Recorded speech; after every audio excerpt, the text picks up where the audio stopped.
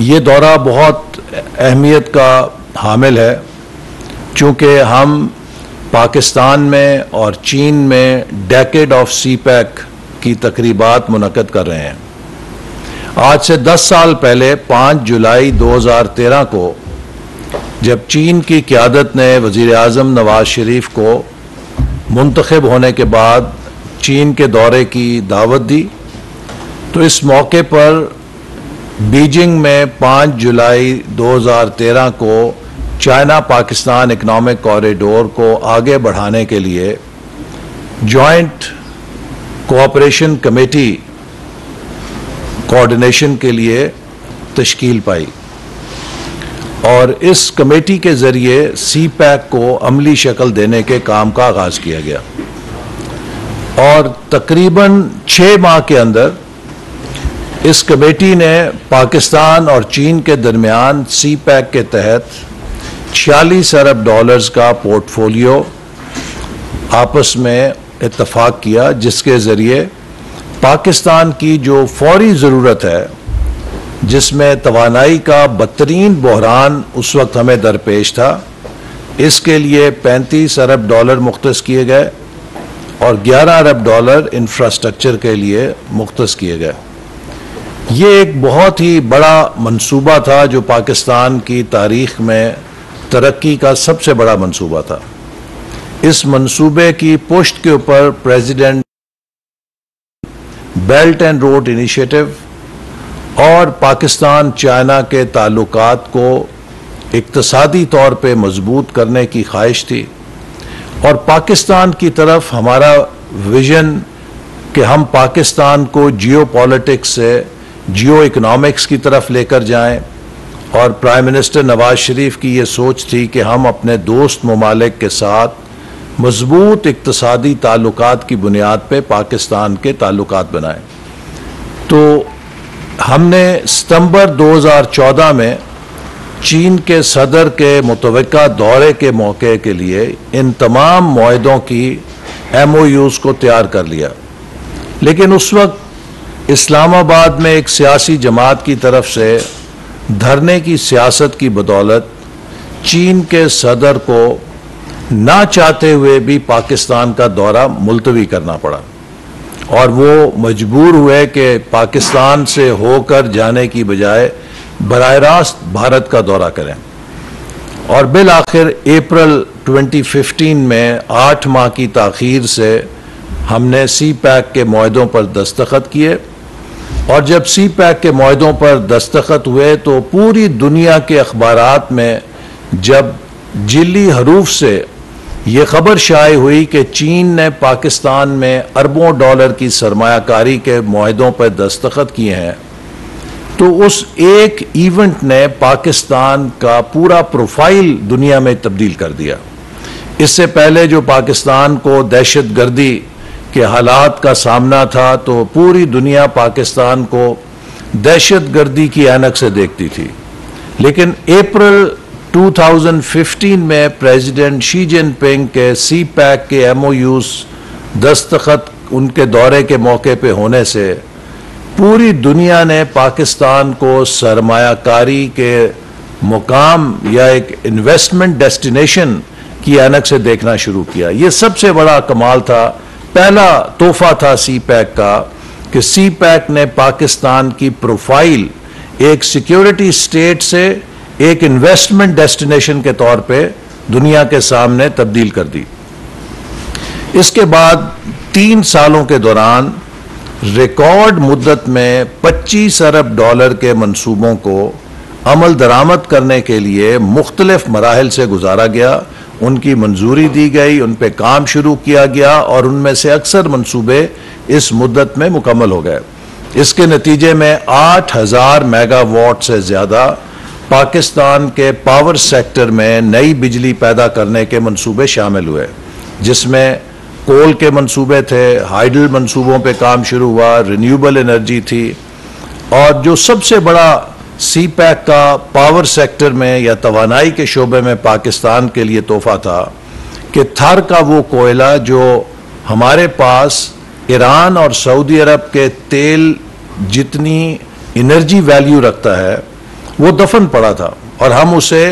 तकरीबन 70 साल से बरूए कार लाने में नाकाम थे, चूंकि हमारे पास टेक्नोलॉजी और सरमाए की कमी थी। तो सी पैक ने थार कोल को पाकिस्तान के लिए एक प्रोडक्टिव एसेट बनाया और आज वो हमारे लिए सस्ती तरीन बिजली पैदा करने का मरकज है और आइंदा 300 से 400 साल तक हम वहाँ से बिजली हासिल कर सकेंगे। इसी तरह सी पैक में हमने ऑप्टिक फाइबर केबल बिछा के पाकिस्तान के डिजिटल बैकबोन को मुकम्मल किया। मुल्तान सखर मोटरवे बनी, हज़ारा एक्सप्रेसवे बनी, मुल्क के अंदर सड़कों का जाल बिछा, गवादर पोर्ट की डेवलपमेंट हुई, वहाँ पोर्ट के साथ सोशियो इकोनॉमिक डेवलपमेंट हुई, वहाँ पर ईस्ट बे एक्सप्रेसवे बनी, स्कूल बने, अस्पताल बने, टेक्निकल तालीम के इदारे बने। तो ये वो एक भरपूर इंफ्रास्ट्रक्चर का प्रोग्राम था जिस पर हम 2018 तक कामयाबी से अमल करते रहे और उसमें कामयाब हुए। 2020 के बाद सी पैक का इंडस्ट्रियल कोऑपरेशन का फेज था जिसके लिए हमें 9 इकोनॉमिक जोन तैयार करने थे। बदकिस्मती से जो हुकूमत हमारे दिलजमी से सी पैक को जारी ना रख सकी, जिससे हम इंडस्ट्रियल शोबे में वो फवायद हासिल नहीं कर सके जो कि हमें करने चाहिए थे। लेकिन अगर उसको एक तरफ भी रख दें तो जो कुछ हम 2013 और 18 में सी पैक के छतरी तले पाकिस्तान की डेवलपमेंट में प्रोजेक्ट्स मुकम्मल कर गए थे या उन्हें शुरू कर गए थे, उन्होंने पाकिस्तान की मईशत को आगे बढ़ाने में बड़ी मदद की। और ये 25 अरब डॉलर की सरमायाकारी पाकिस्तान की तारीख में रिकॉर्ड सरमायाकारी है। इसने हजारों लाखों लोगों के लिए रोजगार पैदा किया। इसने पाकिस्तान की इंडस्ट्री को डिमांड पैदा करके नए मौके दिए। इसके नतीजे में पाकिस्तान के इंजीनियर्स, पाकिस्तान के वर्कर्स, उनको नई टेक्नोलॉजी और नए मैनेजमेंट सिस्टम्स और प्रोजेक्ट मैनेजमेंट की तरबियत हासिल हुई। और साथ ही साथ हमें पाकिस्तान के अंदर इसके साथ जो चीन के साथ तालीम के शोबे में ताउन को आगे बढ़ाने का मौका मिला और आज हज़ारों तालिब इल्म चीन के अंदर पाकिस्तान से जाकर आला तालीम हासिल कर रहे हैं। तो एक बहुत ब्रॉड बेस्ड कोऑपरेशन है जो सी पैक के नतीजे में हुई, जिसने पाकिस्तान को उस वक्त जब कोई पाकिस्तान का हाथ थामने के लिए तैयार नहीं था, पाकिस्तान में कोई $1 सरमायाकारी के लिए तैयार नहीं था, चीन की तरफ से उस वक्त अरबों डॉलर की पाकिस्तान में सरमायाकारी के अज़म ने साबित किया कि चीन पाकिस्तान का सबसे काबिल एतमाद दोस्त है। ये ऑल वेदर फ्रेंडशिप है और ये आयरन ब्रदरहुड है। इसके हवाले से जब 10 साल अब मुकम्मल हो रहे हैं, ये एक तारीखी संग मील है और ये ज़रूरी है कि हम उन तमाम कामयाबियों को अपने सामने रखें कि जिन्होंने पाकिस्तान और चीन के ताल्लुक़ को मज़ीद गहरा कर दिया है। सी पैक के मंसूबों के साथ चाइना और पाकिस्तान के दरमियान जो मिसिंग लिंक था कि हम सियासी तौर पे बहुत एक दूसरे के साथ जुड़े हुए थे, लेकिन इक्तसादी शोबे में हमारा ताउन उतना मजबूत नहीं था। तो सी पैक ने पाकिस्तान और चीन को इक्तसादी शोबे में भी उसी तरह मजबूती से जोड़ दिया है जैसे कि हम सियासी शोबे के अंदर थे। और जो वाइस प्रीमियर हाली फिंग आ रहे हैं, ये चेयरमैन NDRC 2017 में मुकर्रर हुए थे और मुझे इनके साथ कई दफ़ा मिलने का मौका मिला और इनकी leadership national development reform commission जो कि मिनिस्ट्री ऑफ प्लानिंग का काउंटर इदारा है चीन में सी पैक के अंदर, उसके अंदर इनकी लीडरशिप से हमें बहुत सपोर्ट हासिल रही। तो इनका सी पैक को आगे बढ़ाने में, सी पैक को कामयाब करने में बहुत नुमायां किरदार रहा है। इस हवाले से हमारे लिए उनकी पाकिस्तान आमद एक बहुत खुशी का बायस है कि वो सी पैक के मेमारों में हैं। उन्होंने सी पैक को कामयाब करने के लिए बैसियत चेयरमैन NDRC बहुत अहम किरदार अदा किया है। और अब जबकि वो चाइना के इकनॉमिक एरियाज़ को देखने के लिए वाइस प्रीमियर के ओहदे पे फाइज हुए हैं, तो हमें उम्मीद और तवक्को है कि इंशाअल्लाह ताला सी पैक अब अगले मरहले में, जो कि उसका नेक्स्ट फेज है अप टू 2030, इसमें हम मजीद तेजी के साथ सी पैक में पेशरफ्त कर सकेंगे। यहां मैं ये जरूर कहना चाहता हूं कि ये दौरा, इसकी एक अहमियत यह है कि जो पिछले 14 माह के अंदर वजीर आजम शहबाज शरीफ की क़यादत में हुकूमत ने मुल्क का टर्न अराउंड किया है, ये दौरा उस टर्न अराउंड पाकिस्तान की भी एक तस्वीर है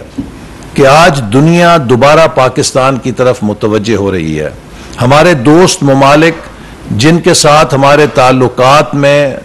नुमाया सर्द मैरी आ गई थी, अब फिर गर्म जोशी में वो तब्दील हो रहे हैं। और ये दौरा इस हवाले से बेहद अहम है कि जो पिछले 14 माह के अंदर हमने सी पैक के हवाले से मुल्क के अंदर फजा को, इसकी मैं आपको मिसाल गवादर से देना चाहता हूं कि जो गवादर पोर्ट पाकिस्तान में सी पैक का गेटवे है, उसे गुज़श्ता 4 सालों में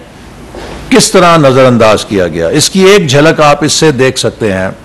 कि पिछले दौर के 4 सालों में गवादर से 1 लाख टन कार्गो हैंडल हुआ।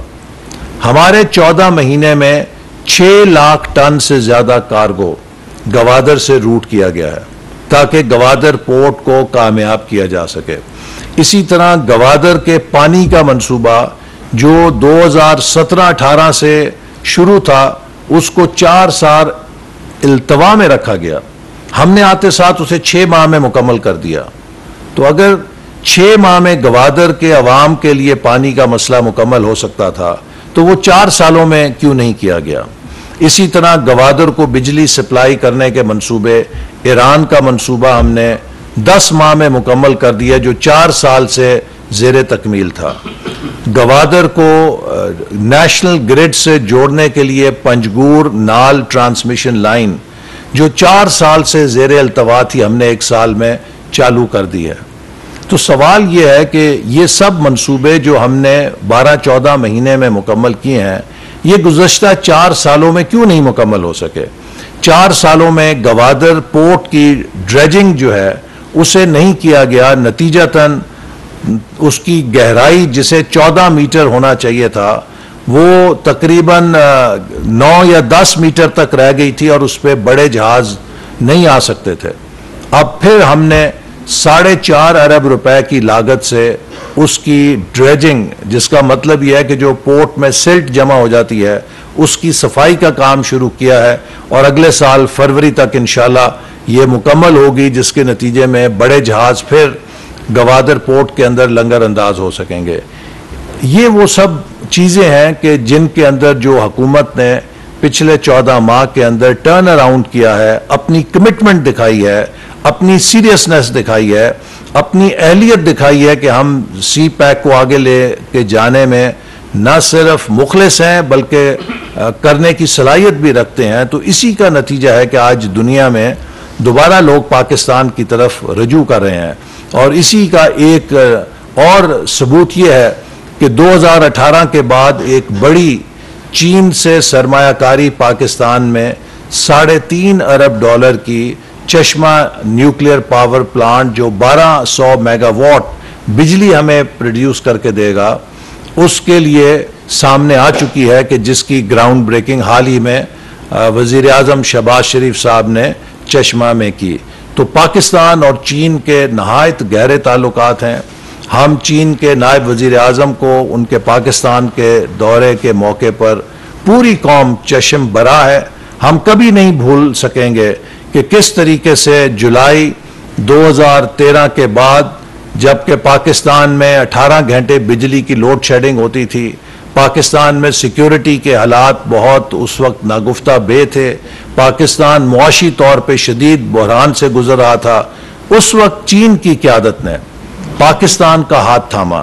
पाकिस्तान के साथ सी पैक मंसूबे के तहत अरबों डॉलर की सरमायाकारी की। आज वो मंसूबे पाकिस्तान की मईशत की बैकबोन है।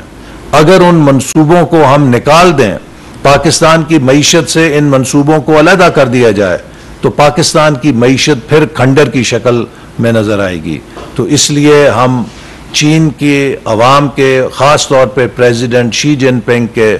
बहुत मशहूर हैं कि उन्होंने पाकिस्तान के साथ जो दोस्ती है, पाकिस्तान के साथ जो ताल्लुक़ है,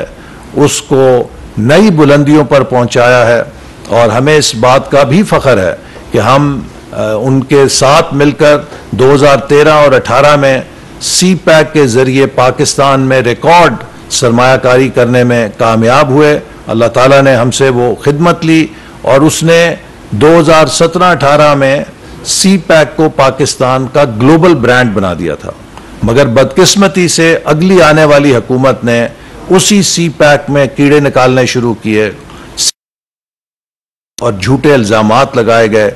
जिससे वो सेंटीमेंट मुतासिर हुआ, जिससे हमें तवक्को थी कि अरबों डॉलर की प्राइवेट इन्वेस्टमेंट पाकिस्तान आएगी। लेकिन अब फिर पाकिस्तान का रुख